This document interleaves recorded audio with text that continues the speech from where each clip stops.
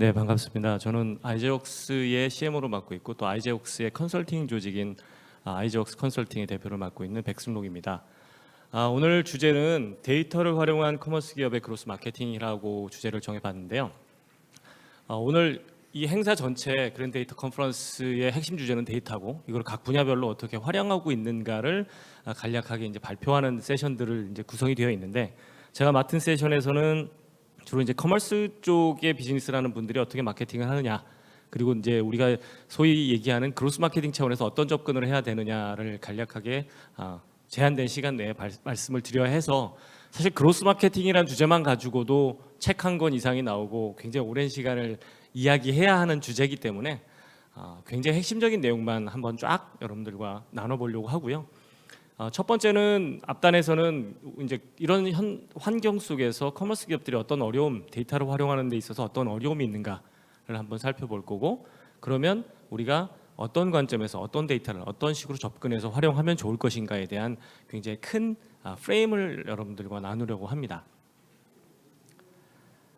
2019년 11월에 나이키가 아마존에서 판매를 중단 선언을 했습니다. 이건 뭐 지난 이야기이긴 하지만 그게 뭐라고 생각하실 수 있겠지만, 이게 생각보다 굉장히 큰 사건이었습니다. 당시 미국을 중심으로 한 이 아마존이 이제 뭐 전 세계 한 20여 국가의 20여 개 시장에 굉장히 프레젠스를 강하게 갖고 있는 커머스 플랫폼이고, 여기서 이제 나이키가 굉장히 열심히 활동을 했었거든요. 근데 이제 전격적으로 우리는 아마존에서 판매를 하지 않겠다라고 선언을 했는데, 그 앞단의 히스토리를 좀 보면 나이키가 처음에 아마존에 진입한 건 2017년입니다. 원래 진입한 목적은 뭐 이커머스를 강화하려는 목적도 있었지만, 아마존 내에서 굉장히 그 모조품, 소위 말하는 짝퉁 제품, 이런 것들이 불법 유통이 자행을 하고 있었어요. 그래서 그런 오픈마켓을 좀 정리하고 우리가 본진으로 들어가서 제대로 된 공식적인 판매 루트를 개척하겠다라고 해서 2017년도에 결단을 하고 들어갔는데, 문제는 실질적으로 그 나이키가 본격적으로 아마존에서 활동한 이후 불법 유통을 근본적으로 막지는 못했어요. 그러니까 아마존과의 협업을 통해서 그런 불법 계정들을 차단하고, 이랬음에도 불구하고 차단하고 나면 새로운 계정을 또 파서 또 팔고, 이런 식의 문제들이 계속 발생을 했었고요. 사실은 이것도 문제이긴 하지만 더 큰 문제는 다른 곳이었습니다. 아마존에서의 매출, 당시 2019년도 말쯤에 아마존에서의 매출은 나이키 전 세계 매출의 50%를 넘어서는 굉장히 커다란 커머스 플랫폼이었죠. 근데 이렇게 커머스 플랫폼을 이제 아마존이랑 같이 하면서 분명히 매출은 상승을 했습니다. 근데 여기서 중대한 고민이 시작이 됐어요. 일단 매출을 뭐 상승시키는 것은 뭐 당연히 비즈니스의 고리고, 근데 문제는 이렇게 매출이 상승하면 아마존에선 플랫폼을 대여해줬기 때문에 뭐를 가져가겠습니까? 수수료를 가져가죠. 그러니까 막대한 비용의 수수료가 아마존으로 흘러 들어가는 것들이 이제 크게 문제가 됐고, 근데 사실 더 큰 문제는 이거였습니다. 고객 데이터를 확보할 수가 없었습니다. 아마존은 아마존 나름대로 나이키면 나이키, 다른 여러 가지 수없이 많은 브랜드의 판매 현황과 누가 얼마나 어떻게 사는지를 다 알고 있었지만, 그 데이터를 속속들이 그 판매자에게 제공을 하지 않았던 거죠. 물론 제공의 의무가 있는 그 계약 조건, 세부 계약 조건은 잘 모르지만 보통 일반적으로 봤을 때 이런 사업자들이 이 판매자에게 되게 제한적인 정보만을 제공을 합니다. 그래서 제품 단위나 어떤 그 굉장히 큰 카테고리 단의 판매량 정도는 얘기를 해주지만, 실질적으로 구체적인 고객 데이터는 절대로 오픈을 해주지 않는 것이 일반적입니다.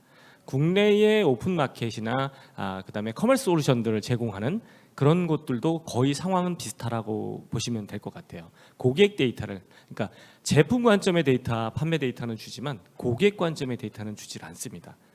이제 이렇게 되면 문제가 뭐냐 하면, 나이키는 브랜드로, 더 강력한 브랜드로 남고 싶은데 아마존을 통해서 점점점 의존도가 커지게 되면 나이키는 브랜드로 남기보다는 그냥 아마존의 제품을 납품하는 제조업체로 전락할 가능성에 대한 위기감을 느끼게 된 겁니다. 그도 그럴 것이 나이키는 고객 데이터를 확보할 수 없었기 때문에 도대체 누가 어떤 고객들이 우리의 고객들일까? 그들이 어떠한 성향을 갖고 있고 어떠한 목적으로 어떤 패턴으로 제품을 구매하고 우리 브랜드랑 어떻게 관계를 형성하고 있는가를 들여다볼 수 없었던 거죠. 이러다 보니까 앞으로 어떤 신제품에 대한 개발이라든가 전체적인 판매 전략을 수립하는 데 있어서도 굉장히 큰 어려움을 겪게 됐습니다. 그래서 그런 큰 아마존 탈퇴라는 무려 전 세계 매출의 50% 이상이 발생하는 커머스 플랫폼을 탈퇴하겠다는 용단을 내립니다. 갑자기 이제 사진 한 장을 보여드리는데요. 이 사진은 그 브라질의 사진 작가예요. 그래서 대자연과 함께 이 우주의 어떤 별을 천체를 같이 이렇게 노출시켜서 촬영하는 걸로 유명한 그 키코 페어반이라는 작가인데, 갑자기 이 사진을 보여드리는 이유는 데이터의 의미에 대해서 한번 짚고 넘어가고 싶어서 보여드렸습니다. 이게 이제 세로라서 좀 아쉽긴 한데, 저기 그 빨간 그 박스 안에 보이는 것이 성운이에요. 그래서 멋진 성운이 저렇게 보이죠. 그런데 우리가 이게 이제 하나의 데이터, 해상도를 데이터로 비교했을 때 이게 우리가 데이터라고 한다면, 저 안에 저기 성운이 한번 궁금해서 만약에 내가 보고 싶다, 그렇다면 어떻게 보이죠? 깨져 보이죠. 정확하게 무슨 어떤 형태를 지고 있는지를 보이고 있는지를 알 수가 없어요. 그런데 이 사진의 해상도가 굉장히 높고 이게 더 촘촘하게 뎁스 있는 데이터까지 구성이 되어 있다고 하면 우리는 더 다른 것들을 볼 수 있을 겁니다. 예를 들면 그 네모를 확대했을 때 조금 더 구체적인 성운의 모습이 대강 이런 윤곽을 보여주고 있구나. 그럼 여기서 성운의 제일 끝단에 저 위에 저 부분을 좀 디테일하게 들여다보고 싶은데 저건 어떻게 생겼지? 들여다보면 대강 이런 모양, 저 윗단을 이렇게 이제 틀어서 보여준 거예요. 근데 대강 보이는데 이걸 더 자세히 보고 싶어요. 이걸 들여다보고 싶으면 이 사진 최근에 많이 보셨죠? 소셜이나 이런 쪽에서 많이 보셨는데, 그 제임스 웹 천체망원경이 그 촬영한 용골자리 카리나 네뷸라 용골자리 성운입니다. 지구로부터 약 8,500광년이 떨어진 곳의 모습을 여러분들 보고 계세요. 이게 이런 식으로 아까 키코 페어반의 사진에서 봤던 거랑 이 사진은 비교할 수가 없죠. 이것은 데이터가 그만큼 디테일하게 모든 것들을 잡아냈기 때문에 여러분들한테 이 정말 러프하게 뭉개졌던 부분을 정확하게 보여드리는 겁니다. 저는 그 데이터를 가지고 있는다는 것, 그리고 더 해상도 있는 높은 데이터를 갖고 있는다는 것은 우리가 지금까지 소비자와 시장에 대해서 알지 못했던 굉장히 뎁스 있고 구체적인 인사이트를 제공할 수 있다라는 차원에서 이 사진을 보여드렸던 겁니다. 고객 데이터가 없으면 우리는 우리 고객들이 어떤 경로를 통해서 우리 플랫폼이나 서비스로 유입되고 있는지, 어떤 프로파일, 어떤 페르소나를 가진 사람들이 우리 고객인 건지, 그리고 어떤 제품을 많이 사고 자주 구매하는지, 그리고 그렇게 하는 사람들 어떤 사람들인지, 그리고 구매를 고려하다가 갑자기 이탈해버리는 사람들은 왜, 그리고 어떤 사람들이 이탈을 하는지, 그리고 유입해서 구매 전환까지 이르는 과정은 정말 소비자 입장에서 고객 관점에서 최적화되어 있는지, 그리고 그 모든 고객 경험은 긍정적인지를 알 수가 없습니다. 그냥 판매 많이 됐구나, 줄었구나, 특정 제품군에서 뭐 지난달 매출이 좋았구나, 이 정도 가지고는 우리는 고객과의 관계 형성을 할 수가 없습니다. 그래서 우리는 이걸 보기 위해서 고객 데이터를 확보하려고 노력을 하는 것입니다. 그 보통 우리가 기업들이 그 매체에 이제 수없이 많은 광고를 집행합니다. 마케팅 비용과 2022년도 연말 예상 추정치가 전 세계의 광고 마케팅 비용이, 그러니까 매체 비용 기준으로 봤을 때 약 1,000조 원 정도가 이런 플랫폼으로 이제 그 넘어간다고 합니다. 그런데 문제는 이렇게 막대한 비용을 썼지만 결과적으로 많은 데이터가 남는데도 불구하고 이 데이터들은 기업들에게 오지 않습니다. 그래서 우리는 이들을 월드가든이라고 불러요. 그냥 벽을 치고 정작 중요한 데이터는 자기네들만, 가치 있는 데이터는 자기네들만 소유하고 굉장히 제한적인 정보만 기업들에게 되돌려주는 거죠. 그래서 이 월드가든의 이슈가 점점점 기업들에게 커다란 부담과 어떤 비즈니스를 저해하는 요소가 됐고, 이것을 극복하는 방법에 대한 고민들을 많이 시작하게 했죠. 나이키의 경우, 나이키의 사례를 들었으니까 말씀을 드리는데 2017년도에 아마존에 진입해서 2019년도 11월에 탈퇴를 했다라고 말씀을 드렸죠. 나이키는 조금 더 선제적으로 움직였습니다. 아마도 그 과정 속에서 판단하고 나중에 용단을 내린 것 같은데 2018년도에 조디악이라는 회사를 먼저 인수했습니다. 이 회사는 데이터에 기반으로 소비자들의 수요를 예측하고 개인화된 맞춤화 상품을 추천하는 이런 알고리즘을 가진 데이터 기반의 AI 회사입니다. 그리고 2018년도에 이 회사를 이제 인수를 하죠. 스포츠 마케팅 회사가 데이터 회사를 인수한 겁니다. 그리고 2019년도에는 셀렉트라는 회사, 소비 패턴 분석 및 재고 관리를 하는 셀렉트라는 회사를 인수했습니다. 그리고 또 이어서 결국엔 이 모든 데이터와 알고리즘을 가지고 데이터를 분석할 수 있는 데이터로그라는 데이터 통합 및 분석 회사를 추가적으로 인수를 합니다. 왜 이렇게 스포츠 용품 브랜드인 나이키가 데이터 전문 컴퍼니를 엄청난 가격에 인수를 했을까요? 결국엔 고객 데이터를 확보해서 분석하고 비즈니스에 제대로 활용하겠다는 강력한 의지의 표현이겠죠. 물론 이 나이키가 아마존을 탈퇴하고 나서 보신 것처럼 매출은 급감을 했습니다. 이거는 뭐 전체 상품은 아니지만 남성 러닝화 매출 추이이긴 합니다만 전체적인 마케팅, 그러니까 나이키의 매출은 당연히 떨어졌어요. 바로 눈앞에 보였던 채널이 사라졌기 때문에. 그런데 그 이후에 나이키는 계속적으로 자사모를 구축하고 데이터를 관리하는 데 노력을 기울이고 아까 말씀드린 것처럼 이런 회사들을 인수하면서 나이키의 주가는 다시 그 저점을 친 이후에 다시 계속 상승세를 타고 요즘같이 어려운 시기에도 주당 $100 이상의 주가를 유지를 하고 있어요. 저는 물론 이게 모두 D2C에 집중한 결과만으로 보지는 않지만 결과적으로 나이키는 자기네들이 브랜드 파워 그리고 고객의 경험을 좌지우지할 수 있는 주도권을 갖고 있었기 때문에 그만큼의 밸류를 시장에서 인정받고 있다고 생각을 합니다. 그렇다면 우리가 이렇게 말하는 이 D2C가 정말 왜 중요한 걸까라는 걸 간략하게 설명을 드리도록 하겠습니다. 뭐 간단한 개념적인 겁니다. 중간에 거치는 곳이 많으면 거기서 마진이 줄어드는 거는 일반적인 우리가 유통의 상식이겠죠. 계속적으로 이윤이 거기 붙어져야 되니까. 근데 중요한 건 지금의 시대에서의 가장 가치는 이제 데이터죠. 그래서 저런 중간에 어떤 플랫폼들이 데이터를 쥐게 되면 그 가치가 우리가 기업들이 그걸 가치화할 수 없기 때문에 직접적으로 이제는 우리가 소비자를 직접 대응하고 그들에게 최적화된 고객 경험을 제공하고 또 그들로부터 더 많은 매출을 일으켜내겠다. 그리고 고객 브랜드의 밸류를 더 높이겠다라는 의지의 발현으로 사실은 요즘에 가장 많은 D2C 투자들이 일어나고 있습니다. 실제로 조사에 따르면 어떤 특정 그 서비스, 뭐 샵이나 이커머스 플랫폼에서 나를 인식하고 나만의 브랜드 경험을 제공하는 곳, 내가 무엇을 샀었고 어떤 취향을 갖고 있고 내가 이런 걸 사고 싶은데 때에 따라서 적절하게 서제스션을 해주는 그런 쇼핑몰에서 더 구매할 의향이 있다라는 사람들이 91%에 이르렀습니다. 무려. 이만큼 사람들은 나를 인정해주고 내 패턴과 취향을 이해하고 인식해서 거기에 맞게 최적화된 개인화 경험을 제공하는 곳에 더 많은 점수를 주고 있다는 거죠. 결국에 그게 가능한 열쇠는 데이터입니다.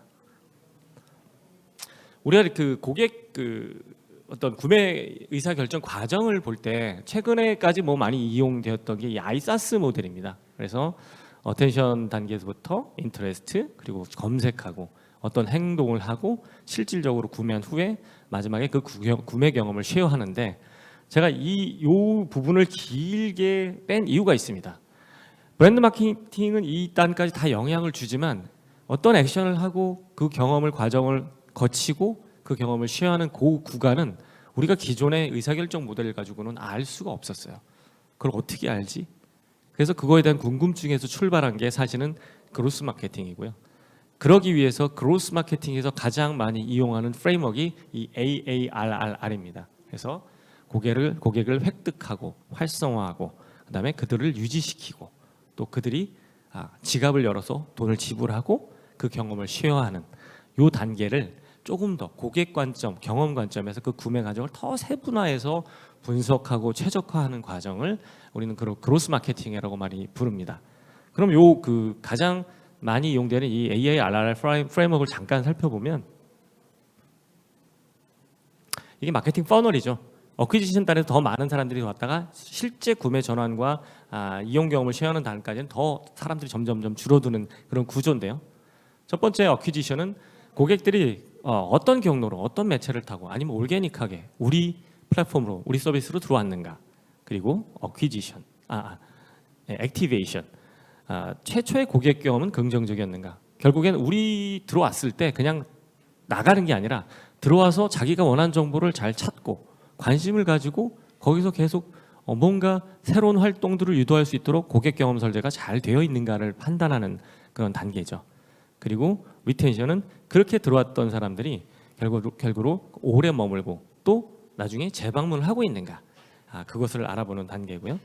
그 다음에 실질적으로 고객이 유의미한 수익을 발생시키고 있는가, 그리고 그 경험이 긍정적이어서 자기 지인들과 주변 사람들에게 우리의 서비스와 플랫폼에 대해서 잘 알리고 있는가, 이런 것들을 다 지표를 삼아서 측정하고 분석해서 최적화하는 과정이 그로스 마케팅입니다. 그리고 이걸 하려고 그러면 크게 이제 이 세 가지 요소가 가장 핵심적이라고 여기에 있는 많은 기관들이 이제 공통적으로 얘기를 하는데요. 먼저 데이터 테크 인프라입니다. 우리가 데이터를 수집하고 분석하고 통합해서 활용할 수 있는 어떤 인프라스트럭처가 없으면 할 수가 없어요.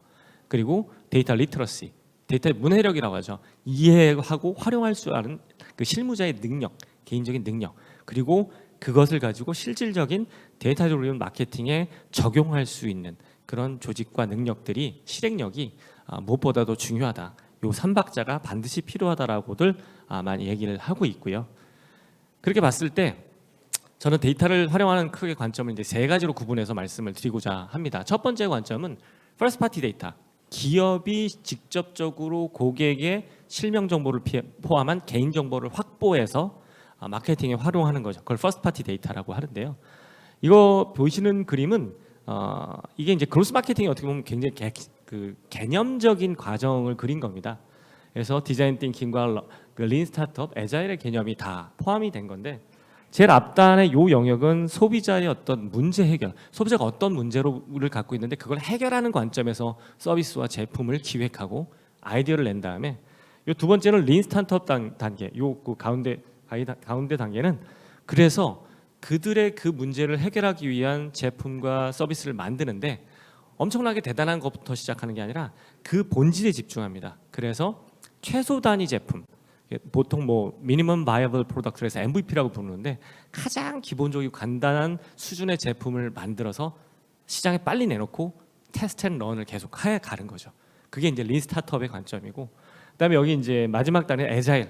그래서 시장에 내놓은 다음에 내놓고 끝나는 게 아니라 계속 고객의 피드백, 데이터를 가지고 분석해서 최적화하면서 이 서비스와 제품은 더 완성도를 가져가는 이 구조가 보통 그로스 마케팅의 어떤 개념적인 순서 프로세스라고 보시면 될 것 같아요. 그리고 이게 이제 그걸 좀 더 분절적으로 보는 건데, 사실 여기 숫자는 시계열적 숫자는 아닙니다. 여러 가지 이제 영역들이 있는데, 예를 들어서 뭐 4번이 꼭 네 번째가 되는 게 아니란 거죠. 뭐 4번이 먼저 할 수도 있는데요. 뭐 데이터 서플라이 체인, 그래서 우리가 데이터를 도대체 데이터 분명히 우리 쪽으로 들어오고 있는데 어디로부터 어떤 데이터가 들어오는지 사실 정의조차 잘 못 내리고 계시는 기업들이 많아요. 그러면 우리의 필요한 데이터가 뭔지, 그리고 우리한테 들어오고 있는 데이터가 뭔지 매칭해서 그것을 가장 합리적인 방식으로 구성해서 정의 내려서 구조하는 것들, 그리고 그 데이터, 두 번째 데이터 거버넌스는 그렇게 모은 데이터를, 이게 굉장히 중요한 개인 정보들이잖아요. 그럼 이거를 우리가 정보 보안의 관점에서 권한 설정하고 어떤 데이터는 어디까지 쓸 수 있고, 이것들을 잘 구조화해 놓지 않으면 잘못해서는 진짜 과징금을 맞거나 커다란 문제가 발생할 수 있습니다. 그래서 초기 단에 이런 거버넌스를 확실하게 잡아놓는 게 굉장히 중요하고요. 그다음에 프로덕트 마켓 핏이라는 건 아까 제가 MVP, 뭐 최소 단위 제품이 나왔을 때 시장에 내놔서 이 제품, 이 서비스가 우리가 이 제품과 서비스를 기획했던 소비자의 프로블럼을 해결하기 위해서 만들었는데 시장에 받아들여질지를 제일 먼저 테스트를 해보는 거예요. 그래서 그것이 시장의 니즈에 맞도록 점점 정교화하는 그런 과정.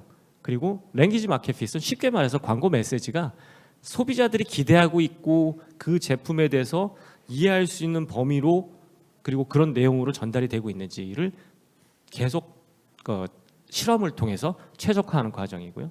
뭐 CRF는 여러분들 잘 아시다시피 개인의 어떤 그 레센시, 뭐 프리퀀시, 모니타이제이션 개념으로 얼마나 자주 어떤 얼마만큼의 제품을 구매하고 있는가를 가지고 계속 분석해서 개인화 마케팅을 가져가는 것이고요.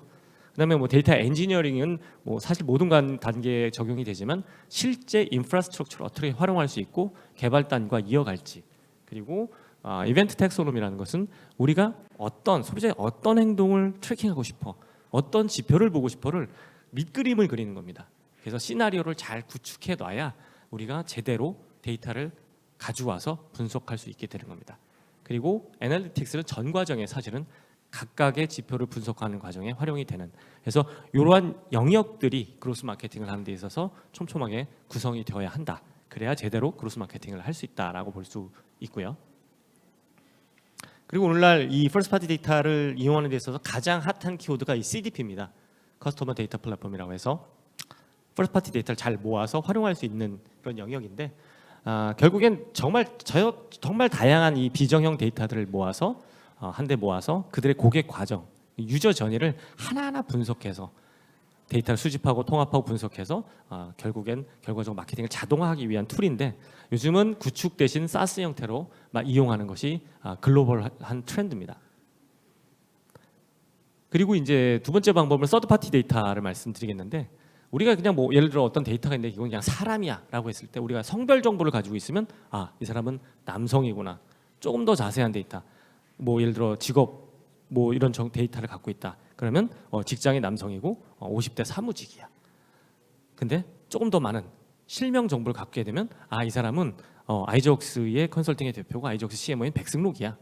근데 이것으로 그치는 게 아니라 사실 더 디테일하게 들어가면 지금 요거는 포장된 데이터지만 그냥 일상생활에서 이 사람이 어떤 행동을 하고 있는지까지 들어가는 게 사실은 이 퍼스트 파티 데이터의 궁극이죠. 어떻게 보면 그러니까 그렇죠. 퍼스트 파티 데이터의 궁극인데, 이걸 영역을 구분한다면 이쪽 사람을 인식할 수 있는 정도의 단계는 퍼스트 파티 데이터라고 볼 수 있고요. 인식하지 못하지만 그 사람의 특성들을 볼 수 있는 구간을 우리가 서드 파티 데이터라고 보통 구분을 할 수 있겠어요. 근데 요 딱 구분점은 사실은 결국엔 개인을 식별할 수 있느냐 여부에 달려 있다라고 보시면 될 것 같습니다. 그래서 오늘날 어느 정도 수준까지 왔냐면, 저희 같은 경우에 이제 그 모바일 행동 데이터 중심으로 비식별 데이터를 수집하고 있고, 애드 아이디와 IFDA에서 데이터를 수집하고 있고, 저희의 경우에는 약 4,300만 개의 애드 아이디를 수집을 하고 있습니다. 그래서 알 수 있는 데이터는 이 정도까지 디테일하게 소비자를 저희는 설명할 수 있어요. 이 사람이 홍길동인지는 모르지만 이런 성향을 갖고 있는 모바일 소유자야라는 걸 알 수 있어요. 이게 다 지금 읽어드릴 시간이 없어서 나중에 뭐 보시면 아시겠지만 굉장히 디테일한 데이터. 인구 통계 정보는 저희는 모르지만 그 사람의 모바일 행동 패턴을 가지고 이런 정도의 연령대와 직업과 소비 패턴을 갖고 있는 사람이라는 것을 추정할 수가 있고, 이것을 데이터로 활용할 수 있습니다. 비식별 데이터이기 때문에 가능하죠. 그리고 이것들이 저희의 경우도 이미 280여 가지 아예 페르소나가 사전에 정의가 돼 있어요. 그래서 이런 페르소나가 어떤 커머스 업체가 내가 요번 제품이 요 페르소나가 맞아, 그러면 그냥 선택해서 활용해서 타겟팅까지 가능한 구조가 이미 많은 서비스에 적용이 되고 있고요. 그래서 궁극적으로 우리가 이제 그 퍼스트 파티 데이터는 개인정보이기 때문에 명확한 데이터인데, 이것만을 가지고 뎁스 있는 정보를 알 수가 없습니다. 그래서 서드 파티 데이터를 가지고 기존의 퍼스트 파티 데이터랑 알 수 없었던 여러 가지 행동과 페르소나들을 같이 결부시켜서 활용하는 것이 요즘에 강력한 어떤 경쟁력을 만들어 드리는 데이터 활용의 트렌드고요. 그리고 이런 것들을 뭐 예를 들면 강남에 거주하며 점심에 주로 앱을 사용하는 30대 기혼 직장인 여성, 이런 것처럼 조건들을 퍼스트 파티 데이터와 서드 파티 데이터를 이제 인사이트만 뽑아내서 비식별 형태로 타겟팅을 이렇게 만들어서 뽑으면 이런 사람들은 몇 명이 나옵니다. 이런 식까지 이제 구체화될 수 있는 상황입니다. 그래서 이 서드 파티 데이터라는 건 결국엔 기업의 퍼스트 파티 데이터는 뭐 정확하지만 모수가 작습니다. 그래서 이 특징을 가지고 서드 파티 데이터랑 대비해서 우리 서비스 사용자, 경쟁 서비스 사용자, 미이용자들을 다 선별해내고 이들을 묶어서 결국엔 매체를 통해서 우리가 원하는 방식으로 굉장히 정확하게 타겟팅해서 이용할 수 있도록 하는 것, 사실 이게 첫 번째, 두 번째, 세 번째 방법의 연결이고요. 이 세 번째 방법을 구현하기 위해서는 보통 애드버타이즈 트레이딩 데스크라는 것들을 많이 이용을 하는데 결국에 이 데이터를 가지고 우리가 원하는 매체에 이 타겟 오디언스 데이터를 온보딩해서 광고나 마케팅을 집행을 하고 그 성과를 통합해서 리포팅하고 관리해서 계속 최적화할 수 있는 그런 플랫폼을 의미합니다. 그리고 지금 뭐 커머스 업체가 많이 이용하고 있는 이 퍼포먼스 마케팅에 대해서 좀 말씀을 드리면 지금 오늘날의 퍼포먼스 마케팅은 정말 데이터리스 퍼포먼스 마케팅이에요. 그래서 우리 관심사를 가진 사람들을 쭉 몰아서 구매까지 이뤄가야 되는데 사실은 거의 구매 의사 결정을 한 사람이거나 체리피커들한테만 이렇게 광고를 노출시키는 문제점들을 보여주고 있습니다. 요단 마지막 달에서만 적용을 많이 한다는 거죠. 그리고 수없이 많은 마케팅 채널들이 결과적으로 구매까지 이어가는데 막판에 집행한 퍼포먼스 광고의 지표만을 가지고 이게 퍼포먼스 광고 효율이 높았어 이런 식으로 얘기하는 건 어불성설이라는 거죠. 그래서 우리는 이 각각의 실험군과 대조군을 계속 트래킹해서 증분 효과를 분석하지 않고서는 이건 어디에 무엇의 효과라고 말할 수는 없습니다. 그것을 할 수 있는 것이 데이터고요. 그리고 퍼포먼스 광고의 관점에서 보면 A 소비자, B 소비자가 있습니다. 사실 구매력은 B 소비자가 높지만 퍼포먼스 마케팅하는 사람들 그리고 AI 알고리즘은 저기 A 소비자를 더 많이 노출시킬 가능성이 높습니다. 광고에 많이 반응하고 고객 유입 단가가 낮기 때문에 이건 굉장히 잘못된 퍼포먼스 마케팅이라고 말씀을 드리고 싶고요. 그래서 이런 단순 효율 지표보다는 결국엔 어떤 오디언스한테 우리가 광고를 전달하고 마케팅을 할 것이냐 그리고 그들의 라이프타임 밸류가 어느 정도 되느냐를 그 정보를 아는 것이 무엇보다도 중요하다라고 말씀을 드리고 싶습니다. 이건 간단하게 뭐 그냥 몇 가지 사례인데 지금 시간이 점점 없어서 빨리 넘어가겠습니다. 저희 플랫폼 중에 이런 플랫폼들이 있는데 예를 들면 그 우리 서비스를 잘 이용하지 않는 사람 그리고 거의 이탈 직전에 있거나 이탈한 사람들을 다 이제 데이터로 서드파티 데이터에서 선별할 수가 있습니다. 그리고 그런 사람들 중에서 이 뭐 예를 들어 커머스 영역이면 커머스의 고관여자는 또 몇 명이야 이런 것이 다 이렇게 발라낼 수가 있어요. 그리고 이들을 대상으로 마케팅을 할 수가 있습니다. 이게 다 데이터를 통해서 우리가 선별해낼 수 있는 거고요.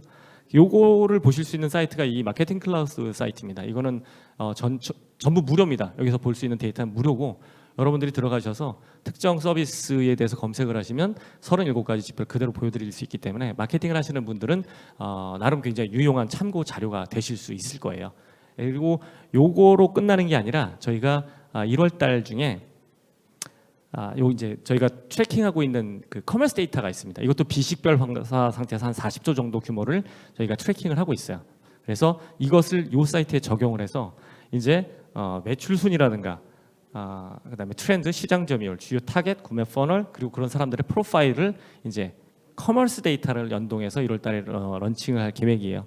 그래서 3대 스택 카테고리까지 전자제품이면 주방가전, 냉장고 이쪽에 판매 순위 그리고 그 사는 사람들의 프로파일 이런 것까지 다 공개해 드릴 테니까 이거는 여러분들이 나중에 참고하시면 비즈니스 전략에 큰 도움이 드릴 수 있을 거라 확신을 합니다. 너무 시간을 잡아먹었는데요. 마치자면 소비자 데이터는 앞으로 가장 큰 차별화 요소가 될 것이다. 그리고 누구든 방대한 데이터로부터 인사이트를 풀어내고 이를 전략적으로 활용하는 쪽이 승리할 것이다. 이 안젤라 아렌트라는 분은 버버리를 성공적으로 디지털 트랜스포메이션을 시키고 애플에서 소비자 유통 담당 부사장을 하셨던 분이에요. 굉장히 데이터 드리븐을 열심히 하시는 분인데 저는 이 말에 굉장히 공감합니다. 이젠 데이터를 활용하는 쪽이 결국엔 칼자루를 쥐는 것이고 그 칼자루를 쥔 쪽이 비즈니스의 전쟁에서 이길 수 있을 거라 확신을 합니다.